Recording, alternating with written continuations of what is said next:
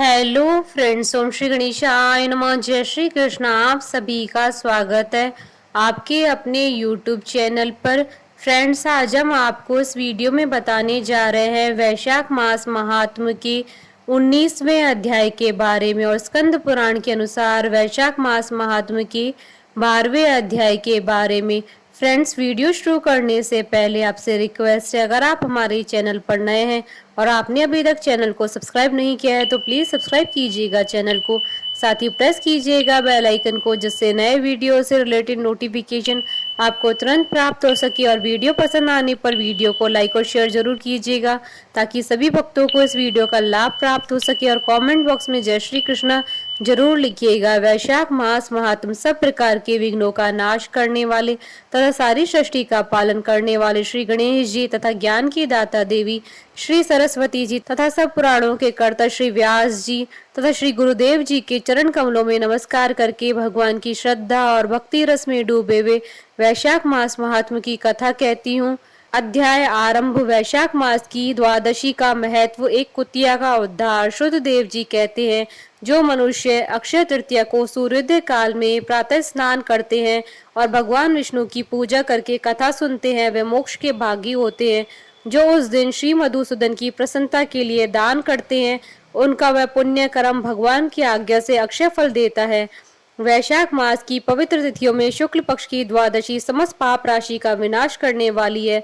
शुक्ला द्वादशी को योग्य पात्र के लिए जो अन्न दिया जाता है, उसके एक एक दाने में कोटि कोटि ब्राह्मण भोजन का पुण्य होता है। शुक्ल पक्ष की द्वादशी तिथि में जो भगवान विष्णु की प्रसन्नता के लिए जागरण करता है, वह जीवन मुक्त होता है। जो वैशाख मास की द्वादशी तिथि को तुलसी के कोमल दलों से भगवान विष्णु की पूजा करता है, वह समूचे कुल का उद्धार करके वैकुंठ लोक का अधिपति होता है। जो मनुष्य त्रयोदशी तिथि को दूध, दही, शक्कर, घी और शुद्ध मधु इन 5 द्रव्यों से भगवान विष्णु की प्रसन्नता के लिए उनकी पूजा करता है तथा जो पंचामृत से भक्ति पूर्वक श्री हरि को स्नान कराता है, वह संपूर्ण कुल का उद्धार करके भगवान विष्णु के लोक में प्रतिष्ठित होता है। जो सायंकाल में भगवान विष्णु की प्रसन्नता के लिए शरबत देता है, वह अपने पुराने पाप को शीघ्र ही त्याग देता है। वैशाख शुक्ला द्वादशी में मनुष्य जो कुछ पुण्य करता है, वह अक्षय फल देने वाला होता है। प्राचीन काल में कश्मीर देश में देवव्रत नामक एक ब्राह्मण थे। उनके सुंदर रूप वाली एक कन्या थी जो मालिनी नाम से प्रसिद्ध थी। ब्राह्मण ने उस कन्या का विवाह सत्यशील नामक बुद्धिमान द्विज के साथ कर दिया। मालिनी कुमार्ग पर चलने वाली पुंचशली होकर स्वच्छंदता पूर्वक इधर उधर रहने लगी।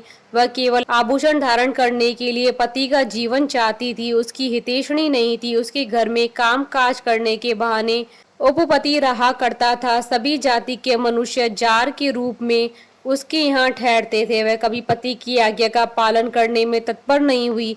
इसी दोष से उसके सब अंगों में कीड़े पड़ गए, जो काल, अनंतक और यम की भांति उसकी हड्डियों को भी छेद डालते थे। उन कीड़ों से उसकी नाक, जिह्वा और कानों का उच्छेद हो गया।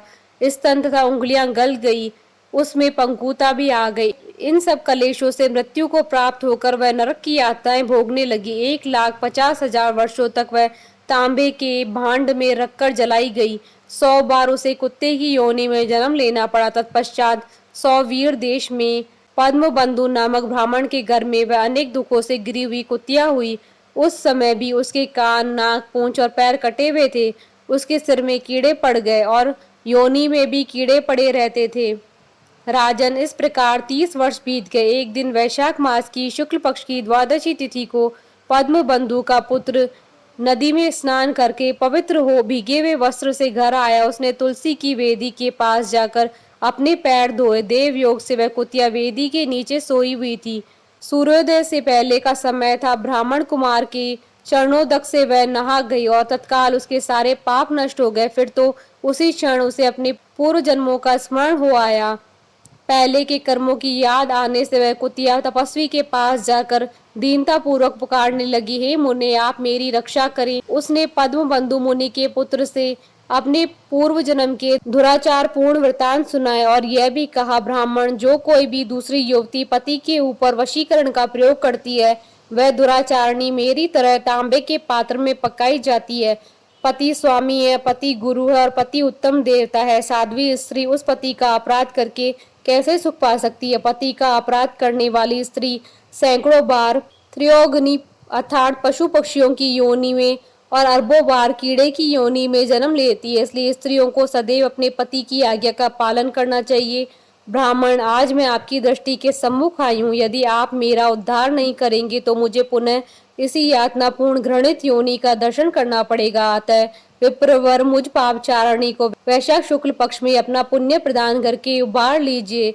आपने जो पुण्य की वृद्धि करने वाली द्वादशी की है, उसमें स्नान, दान और अन्न भोजन कराने से जो पुण्य हुआ है, उससे मुझ दुराचारणी का भी उद्धार हो जाएगा। महाभाग, दीन वत्सल, इस दुखिया के प्रति दया कीजिए।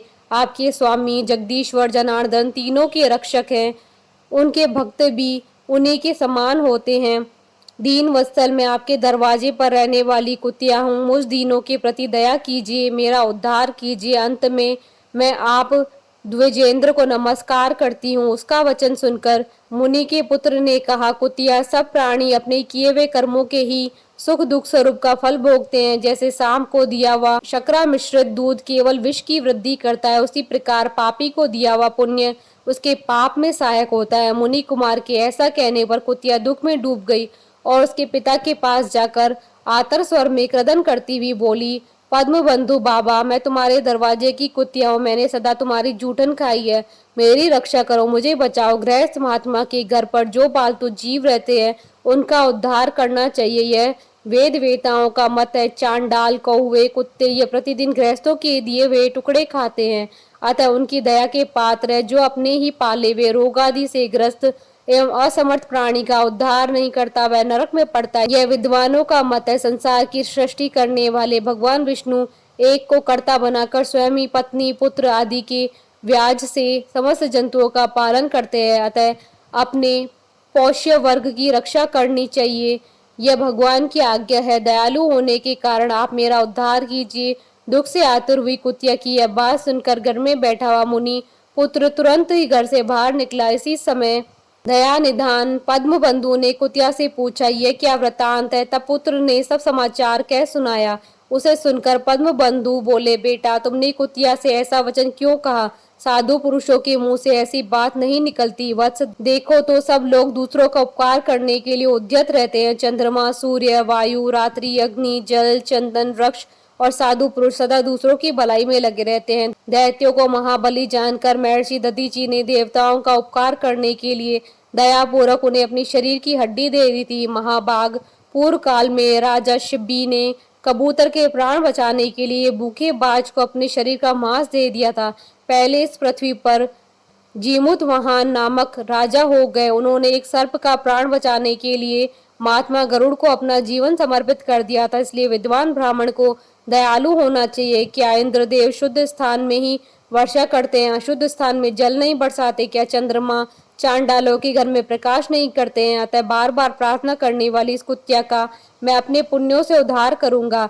इस प्रकार पुत्र की मान्यता का निराकरण करके परम बुद्धिमान पद्म बंधु ने संकल्प किया, कुतिया, ले, मैंने द्वादशी का महापुण्य तुझे दे दिया। ब्राह्मण के इतना कहते ही कुतिया ने सहसा अपने प्राचीन शरीर का त्याग कर दिया और दिव्य देह धारण कर दिव्य वस्त्रों आभूषणों से विभूषित हो दसों दिशाओं को प्रकाशित करती हुई ब्राह्मण की आज्ञा ले स्वर्गलोक को चली गई। वहां महान सुखों का उपभोग करके इस पृथ्वी पर भगवान नर नारायण के अंश से उर्वशी नाम से प्रकट हुई। इति श्री स्कंद पुराण अंतर्गत वैशाख मास महात्म का 12वां अध्याय संपन्न हुआ। बोलिए भगवान विष्णु की जय, सनातन धर्म की जय। हमारे साथ इस वीडियो में अंत तक बने रहने के लिए आपका धन्यवाद। ओम श्री गणेशाय नमः। जय श्री कृष्ण।